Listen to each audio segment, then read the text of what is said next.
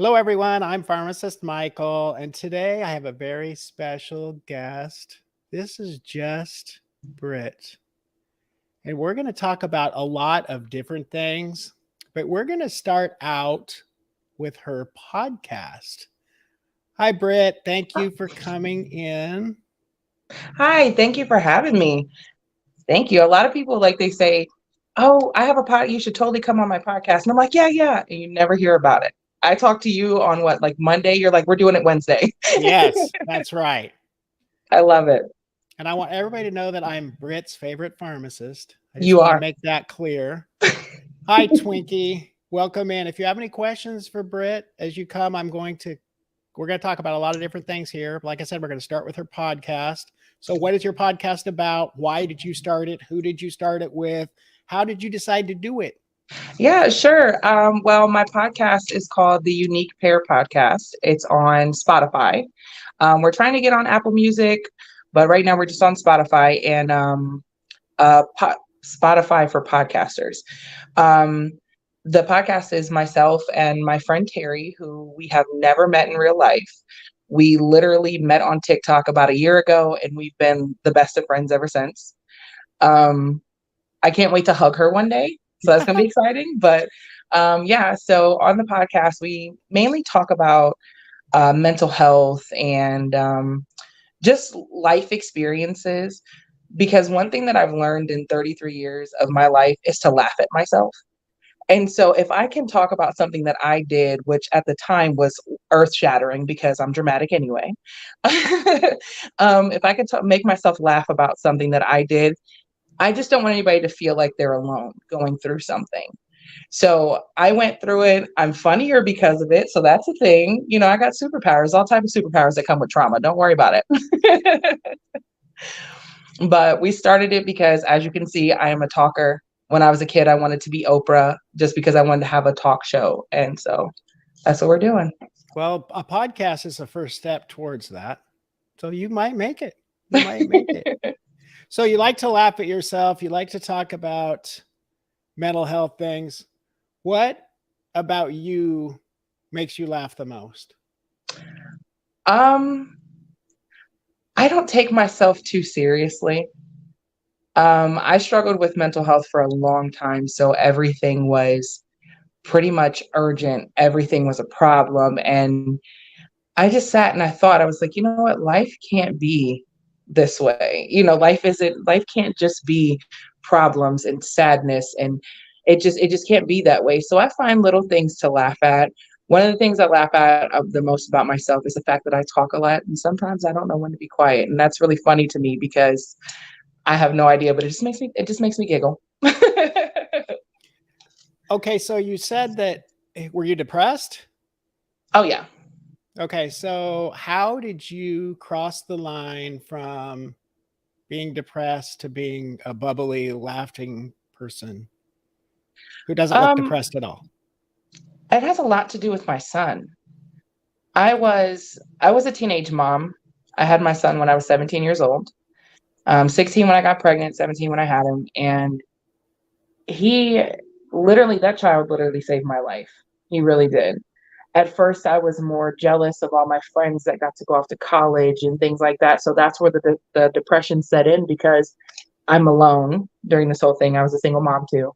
I was alone and jealous of everyone around me. And I just had to find little joy in things. And then while my friends were getting, college memories, I was getting sticky little kisses and half eaten Cheetos. And those always made me smile a little bit. So I was able to kind of dig myself out of that and just surround myself with really positive people.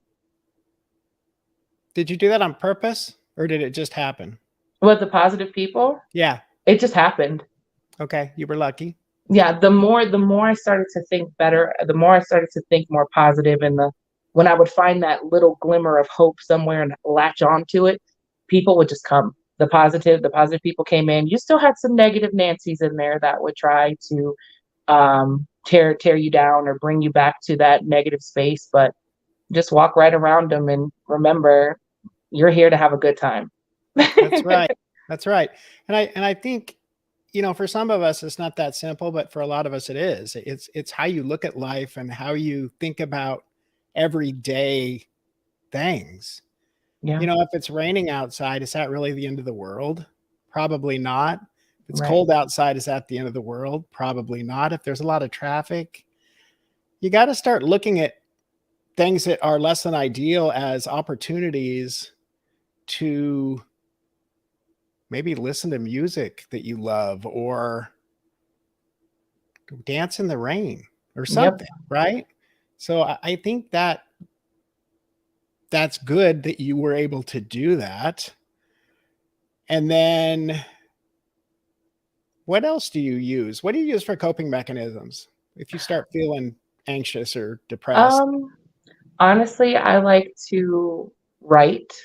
Like I write a lot of like journal entries, but I also turn them into stories. I write poetry. I can't sing worth a lick, but I wrote like two or three songs. They're really catchy. They get stuck in my head, but I don't want to sing them because I can't. But I do things like that. I like to read. Music is a massive outlet for me. Again, I can't carry a tune in a bucket with a lid on it, but I can. My music taste goes back from the 1950s to the early 2000s. That's how wide my range is because I listen to literally everything. So that's something else I do. And I have a very, very supportive partner too. Like my boyfriend is very, very supportive, and I call him my emotional support person. He knows because I have really bad anxiety as well. He knows when I'm getting ready to start an anxiety attack. He knows it, and he can kind of like sense it, and he'll immediately drag me away from whatever it is if I'm not able to do it myself. So just support is that's really what it is. So I'm assuming he wasn't one of those dating stories that we were talking about before we came on here. No, no. Okay, so give me your worst dating story. Okay. This one I actually told on my podcast, but I have to, somebody else needs to hear it too. So I was dating this guy. I really liked him. He was a really sweet guy, really handsome. He and I seemed to click on a lot of things, and he had kids too. And his relationship with the mother of his kids was really ideal in my book. They weren't arguing, and he got his kids, and he got to spend time with them, and all that other stuff. So, um, I was dating this guy, and so he ends up calling me one day and says, "Hey," or no, I called him and I said, "Hey, one of my friends is throwing a cookout. Do you want to come?" And he's like, "Yeah, well, I kind of have like this little party that I have to go to during the daytime, but I'll be able to come later on if that's cool with you." And I was like, "Yeah, sure, no problem." So later on, he comes to the cookout, and we're having a good time, and he goes home, and I go about my business, and I end up talking to one of my friends a couple days later, and she's like, "You know what? I actually just got a new client for makeup," because she had a makeup business. She goes, "I just got a new client." And I said, "Really? I'm so excited for you." She goes, "Yeah, it was a wedding." And I said, "Oh my gosh." And she said, this guy's mother, the mother of his child, he said her name, or she said her name. And I said, "Oh my gosh, she got married to who?" And she goes, "Well, her kid's dad." I said, "Well, when was this?" And she said it was Saturday. And I started thinking, and I said, the party he was talking about going to during the daytime was his own wedding. How did he get away from the bride to come see you? I had no idea. I had no clue. I was mortified. When I found out, I felt so bad because I had no idea that these two were even seeing each other or together because they didn't live together. But I was like, you know what? That's probably why their relationship was so great because they were actually together and they actually weren't just co-parents. But so of course I called him to kind of let him know, hey, the jig is up. I already know. And he didn't answer because he was on his honeymoon. But he called me back. He called me back and said, "Well, I didn't think it would be a big problem. At least I took the time out to come and see you. Like, what's the deal?" It's not a problem. Well, he said a party though. He didn't say I'll be over after my wedding. Wow. Yeah.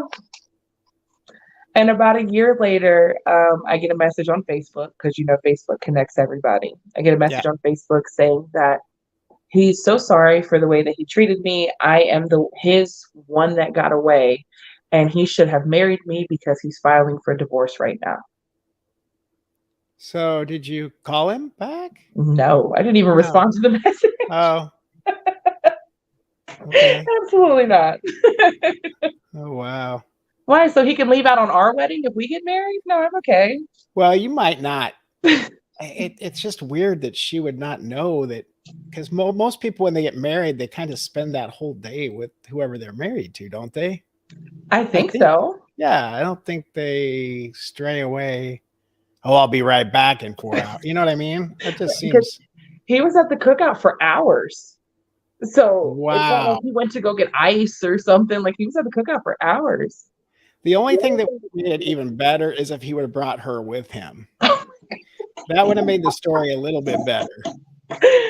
That would have been hilarious. Oh Lord. What is Britt's plans in the next 20 years of her life? For the next 20 years of my life, I plan on actually making podcasting what I do.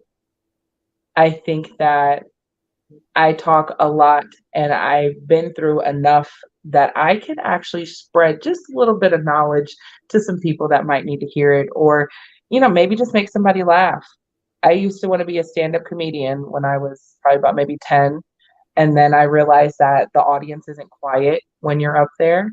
They talk back to you, and that anxiety kicked in. I was like, yep, nope. Nope. So, just make some people laugh and just I don't know. Just that's really just about it. I'm not having any more children. I want my son to grow up and to go off to college. I want him to create those memories that I didn't have. I want him to have a better life than I ever had. That's my main goal with him. Okay, so what has been your favorite episode? What's your favorite podcasting episode you've done so far?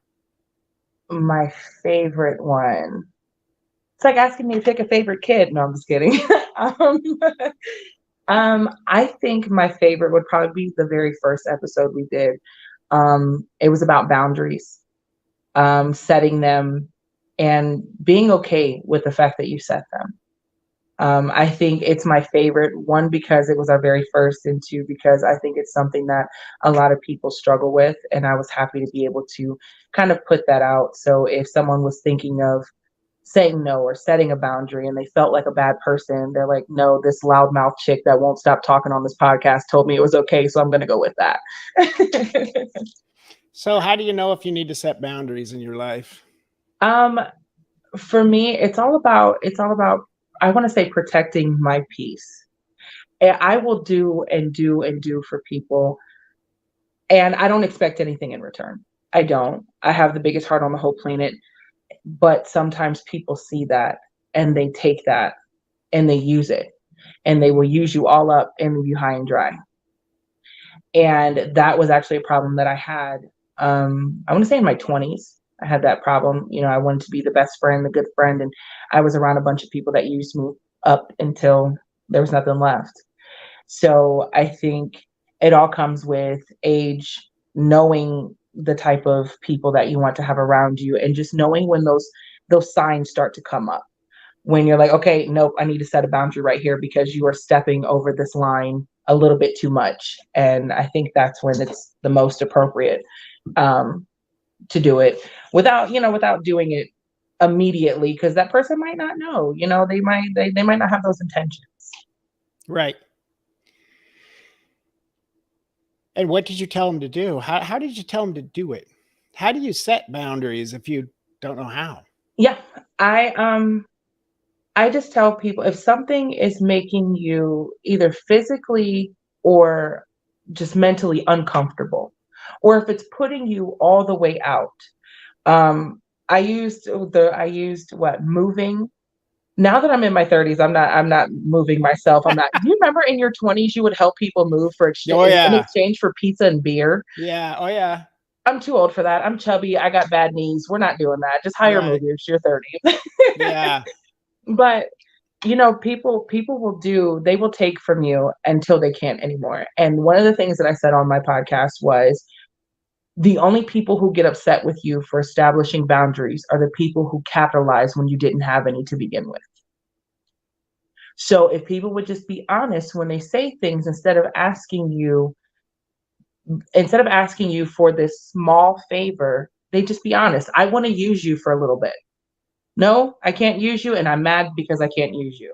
Instead of trying to make you feel bad, they need to speak their intentions. Let you know that that's what they want to do. So Well, guilt is a favorite tool for people who manipulate. oh yeah. It might be their favorite. So, guilt is a way narcissists get a hold of people. Guilt is a way that a lot of people end up getting what they want. And the reason they use it is because it works. People Yeah. feel guilty. I think everybody wants to be seen as a good person. Yeah. And so one thing that I try to tell people, and especially my son, is you're always going to be the villain in somebody's story, somebody else's story. You're going to be the villain.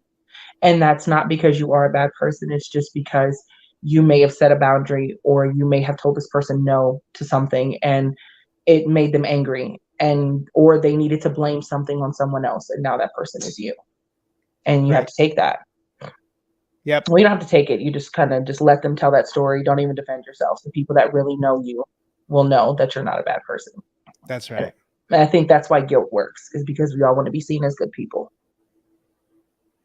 What's the craziest thing that's ever happened to you? um, I I don't know. What has happened to me that was crazy?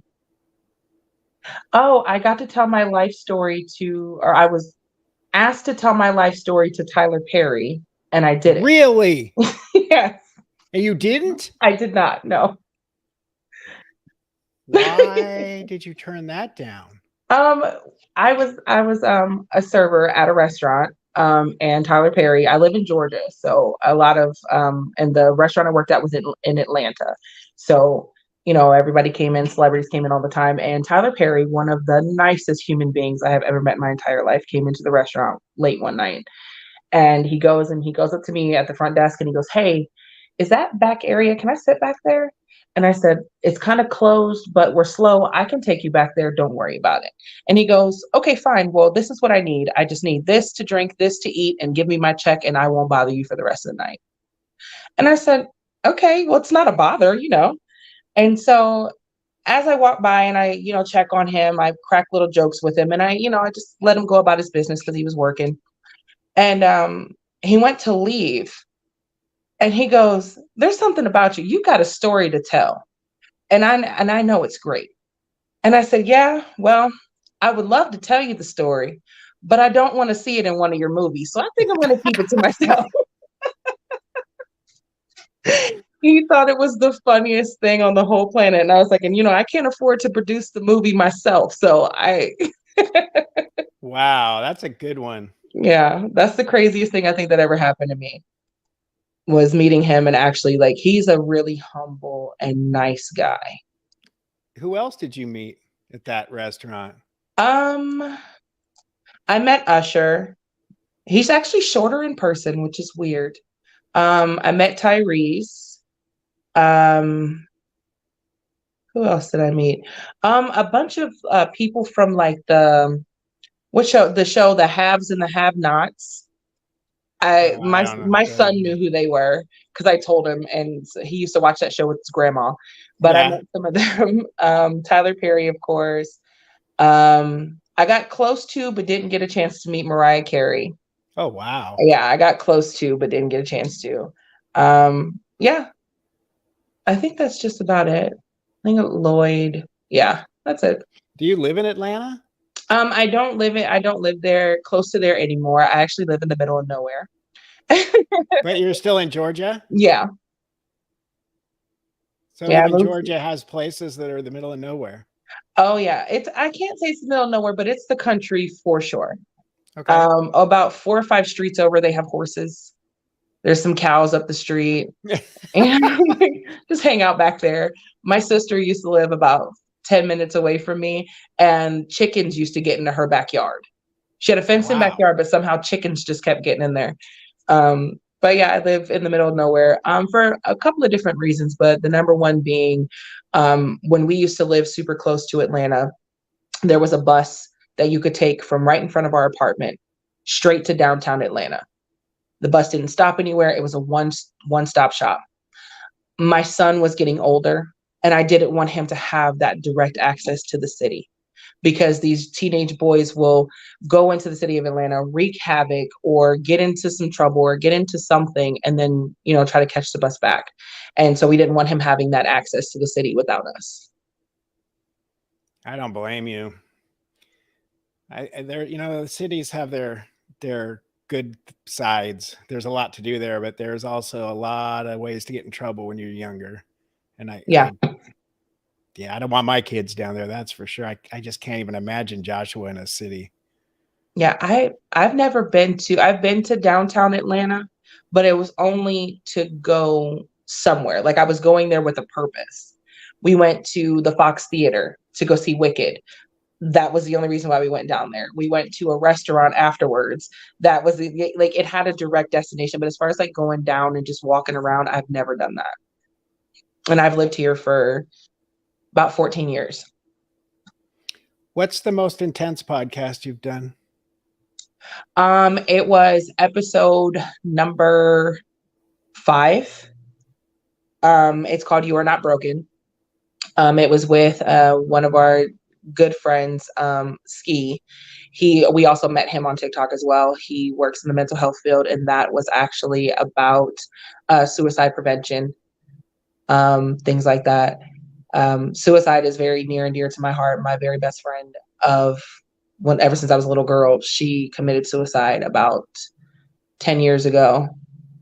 So that really sticks with me a lot. And I wanted people to be able to have an outlet, someone that they could talk to. We put the number on the beginning and the end of the episode, and I think somewhere in the middle too. We stopped and we talked about that too, just in case anyone needed to talk to someone.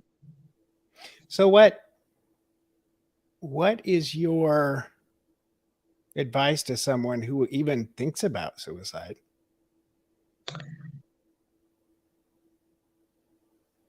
It'll pass. This will pass. Everything is temporary. It's okay to not be okay, but let's take the steps to talk to someone that could probably help you through this. And like I said, everything is temporary. It's going to get better. Yeah. That's what I would say, and that's what I wish I could have told my best friend. How do you convince somebody that it's okay to call that number that you put on the screen? Because a lot of people are scared to do that because they don't want the cops to come and take them and get locked up somewhere. Yeah. And lose all of their freedom. So how do you convince them that that's okay to do that? Calling that number it could possibly save your life. It's anonymous. Right. And if they do find a way to send someone to you, they're not doing it being malicious or being mean, or they just want to pull a practical joke on you. It's because it's dangerous, and they don't want you to make a mistake that you can't take back. And one of the saddest things about suicide is I've heard it be called selfish. A lot of people say that it's selfish because you leave behind everyone else to deal with it. Which, if that's the case, then death is selfish. And I mean, it's also inevitable. But, when it comes to that, yeah, that's something that I don't want to say that it is selfish. It's just one of those things that it gives a lot of people guilt because they could have and should have been there for you, and they know it. What is that? Survivor's guilt. It gives them that. And I had it for a while after my best friend because I had talked to her on the 2nd of June and she took her life on the 6th. Did you have any idea that this was coming? No, No way you didn't know at all. no. There were certain things that she hid from me. She had a drug problem that I was not aware of. Her parents, who she lived with, didn't know. She was using heroin, and she was doing it in places on her body that you wouldn't be able to see. And so no one knew. And I had talked to her on the 2nd, and she was she was okay. And then it was kind of like, are you distracted? Kind of one of those, like, it didn't even dawn on me that that was something that she was doing. You know what I Mm. mean? Because we grew up together. And in my eyes, she had the perfect life and the two parents that cared about her and all this other crazy stuff. Like, why would you want to do that? And we actually had a friend that committed suicide when we were in the 7th grade, and she always said how she would never do something like that, and how it was horrible that she did this. What is her mom going to do? And things like that. And so, like I said, it never occurred to me. I didn't even know she was using. We weren't living in the same state. She was in Ohio and I was in Georgia, and so we'd have like phone calls every 2 weeks where we talk on the phone. But she never missed a phone call. You know what I mean? And we talked. And like I said, I had no idea. And that was something that literally haunted me forever until her dad sat me down and was like, you got to stop this. So, Wow. yeah. I have some friends who I think may have committed suicide, but it's never been nobody's ever confirmed that's what happened, but I am pretty sure it is what happened. I don't feel like it's my place to ask their family, Yeah. just because I figure that if they wanted me to know, they would tell me. But it is a huge problem. And especially, I think the younger generation, and I think social media is partially to blame for it. Bullying is partially to blame for it. Um, Trying to fit into the crowd is partially to blame for it. Yeah. And just the facade that social media, it paints everybody in such a positive light, and you only see that part of it. You never see the negative part of it. Yeah. And if you're trying to fit in to a fairy tale, it doesn't matter who your parents are, Yep. because nobody's life's a fairy tale. We all go through difficult things. And I don't know, I just, when I hear about stuff like that, especially when they're young, well, any age really, but especially when they're super young, and the whole drug abuse thing, again, it's almost always an escape from something. Yep. People don't decide they're going to be a drug addict one day. Yeah. So I don't know. It'd be interesting, to know how she got into that and why, and could just I, be the wrong crowd. yeah, it was there was a girl who lived really close to her that kind of exposed her to it. And she didn't have any, all of her friends were doing it. Like, I don't want to like put it on everyone else because she was still an adult and made the decision herself, but everyone around her was doing it. So it was kind of one of those odd man out situations. And I mean, at the end of the day, almost everyone wants to fit in, right? So it was one of those things. And the girl, she actually reached out to the girl because she was trying to take herself off of it. And she asked the girl for methadone if she had any, because she had an appointment at a clinic, but wasn't going to be able to get there for another couple of days, and she didn't want to do it anymore. And so her friend said, I only have enough for me. Sorry, can't help. And so she said, well, don't worry about it. I won't be here anymore anyway. And that was the last text message sent from her phone. Her little brother found her in the basement a Oh, couple hours wow. later. Yeah. And I didn't know about it because we had phone calls every 2 weeks and we had just talked. Yeah. And so I see a rest in peace page on Facebook, and I was like, what? Her mom's on it. Her dad's on it. Okay. Excuse me? So I called her dad, and as soon as I said hello, he just, the pain that came out of that man's voice or came out of his mouth, just it still, I can feel it in the pit of my stomach. And so that was then, because it happened on the 6th. I didn't find out until the 9th. I had no idea. So I just want anyone who is considering anything like that just to please find help, even if it's not one of your friends or a family member or something like that, and you just want an impartial stranger. Call one of those numbers. I think they even, if you don't feel like talking, I think they actually have the texting option now too, where you can text Yes, someone. I'm sure they do. Yeah. So I want to go back to something you talked about a little earlier. You said that you had your son when you were 16. Yep. Were you a single mom through Yeah. that? Yeah. What advice would you give, because there's a lot of them, to new single moms that are 16 out there Yeah. right now? What would you tell them? How did you get through it? What were your struggles?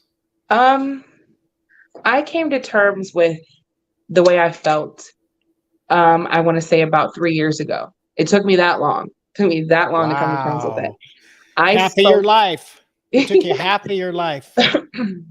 I did. I spoke to the guy that got me pregnant because he's not my son's father. My son has a dad. But the guy that got me pregnant, I spoke to him, and he said to me when he called me on the phone, he says, "Go ahead and just cuss me out." And I said, "Dude, I'm 30. I'm not going to cuss you out. What do you want? What do you want? I haven't heard from you in like 10 years. What do you want?" And he goes, "Well, I just wanted to get to know my son and all this other stuff." And I was like, "Oh, well, that's great for you. That's wonderful. But why did you think I'd want to cuss you out?" He said, "Because you hate me." And I said, "Dude, I never hated you. I was jealous of you." He said, "What do you mean?" And I said, "I never hated you. I was jealous. My life got flipped upside down and yours never changed. You got to do whatever you wanted to. Meanwhile, I'm up at 3 a.m. with a sick, crying baby at 17. It wasn't fair in my 17-year-old brain. It was not fair. And but like I said before, my son saved me. And just my advice is to not worry about what everyone else is doing around you. That was one thing that pained me a little bit. My friends were going to parties in college and whatever, and I couldn't. So don't worry about what people outside of you and your kid and your family are doing. Don't worry about it. Pour that love into your child, and I promise you it comes back a million times over. Those sticky candy kisses are the worst, but they're the best. They really are. They When they come and just put their hot hand on your arm, like, "Hey mom, look, you want to know," and just stop. Don't do that. Or why? And then when you have to ask every day, "Why is this wet?" It's one of those things. It's the best. It sounds so silly, but I mean it. Just pour love into your kids. Just pour love into them. Don't worry about it. Don't waste your time asking why things are the way they are. Accept them. Enjoy the ride, because kids are awesome. They're a little germ filled, but they're still cool anyway. Do you think God put the kid in your life to save you? Oh yes, absolutely. My son came into my life to sit me down. And I know this. One night, one of my friends, she invited me to a party, and I asked my mom if I could go. I said, "Mom, can you watch my kid while I go to a party?" My mom said, "I'm not going to watch him while you're going to go hang out and have fun with your friends. I will watch him if you go to work, but not if you're going to go out and go. I don't even know where you're going." And I said, "Ugh, whatever, fine. You guys, I can't go to the party. My mom, she just sucks right now, whatever." And so I spent the night in with my kid, and we watched Elmo and Grouchland and ate popcorn and just kind of hung out. About 2 a.m, I get a phone call from my best friend. She's crying. Her boyfriend was just shot at the party. And she is actually sitting in the back of an ambulance because she was grazed by the bullet. I know if I would have been at that party, I didn't know anybody but her. I would have been somewhere in the near vicinity of her and her boyfriend. And that could have been me. Yep. I sat down and just, I was that boring person. I was a mom. None of my friends understood, but I was a mom. But now you have a wonderful son who's pretty close to grown up, right? Yeah, he's Getting 16. there. It's getting Yeah. there. And all those people that were at the party, if they did have kids, they're probably a lot younger. So they're still going through it. But you're Yep. already through it. You're already through the hardest part. Oh, yeah. Yes, Well, I'm going to be on probably. somebody's beach. Yeah. At 30, Yeah. when I turn 35, my son will be going to college. Yep. I'm going to be putting him in his dorm room. And the moment I do that, I'm getting on a plane and laying on somebody's beach with a Mai Tai in my hand at 9 a.m. And if you see me there, mind your business. And don't forget to buy me a drink. I'm done. My time is done. Is there anything else you want to talk about or tell these wonderful people out in YouTube land? Oh, Mom, I'm on YouTube. No, I'm just kidding. But no, like I just want to like take a second to sing your praises. You Oh, come on to TikTok, and that's where I met you. You come on to yep. TikTok and you are just happy, smiling. Good morning. How you guys doing? Like all that stuff. And it just kind of does like a pick me up a little bit. Like this morning when you came on, I was actually sitting at my desk and I was just like staring at my computer. I did not want to work. And then I see pharmacist Michael. Oh, he's on. So I click on it. You're like, good morning. How you guys doing? I'm like, my spirit's lifted. You just have this positive way about you. And it just makes me smile. It just makes me very happy. And I'm glad I got to know you. I'm glad that I'm here on your podcast. Because like I said, a lot of people will say that and never see you. Yeah. So I'm glad. And I hope I didn't talk too much, but. Oh, you did wonderful. The thing, I'm going to tell you a little story about TikTok. The reason I started was to promote my business. That was my goal. I got on there and then I realized there's a lot of really cool people on here. It's funny because I always thought TikTok was a bunch of teenage girls dancing around in their underwear. That's just what I thought it was. Same. And I went to a convention because I was doing network marketing for a very short period of my life. And the reason that I did that is I wanted to see if possibly I wanted to use that for my company, but I decided very quickly I didn't. But one thing I learned is that TikTok is huge for promoting products. So I thought, I'll try it. And then I figured out that, I like doing this. This is fun. I'm meeting all kinds of great people. I mean, I met Jetty May really early on and she kind of catapulted me. She taught me how to get more followers and what kind of things to post and, all that kind of stuff. And then certain people just they just kept coming.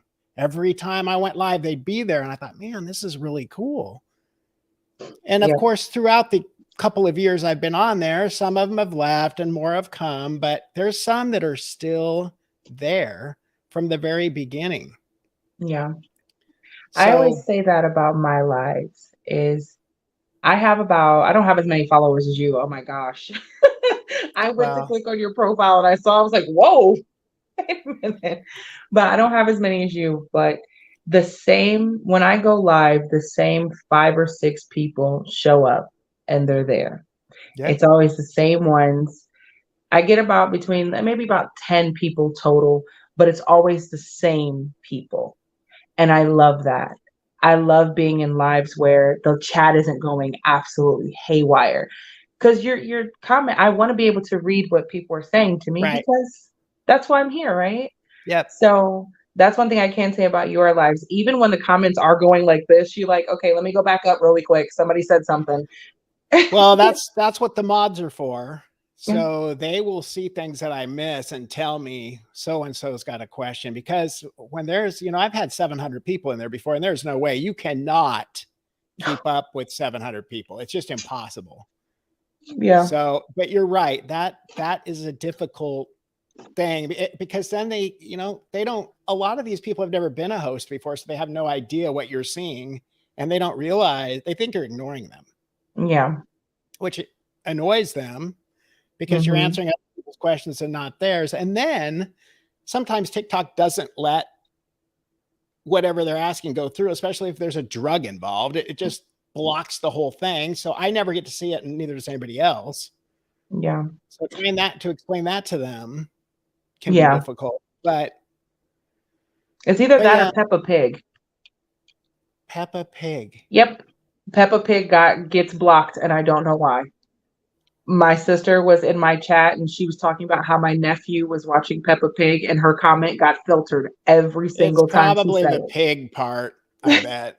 they probably, they probably have that blocked because people call each other pigs and they don't like it. Yeah. Oh, well. I can't fix the problems of TikTok, but no. I can just interview people on here and learn people's stories. And hopefully people can learn from my guests like you. I mean, you've come up with a lot of good advice, I think, for people. Thank you. And I can't tell people what it's like to be a single mom. I've never been a single mom.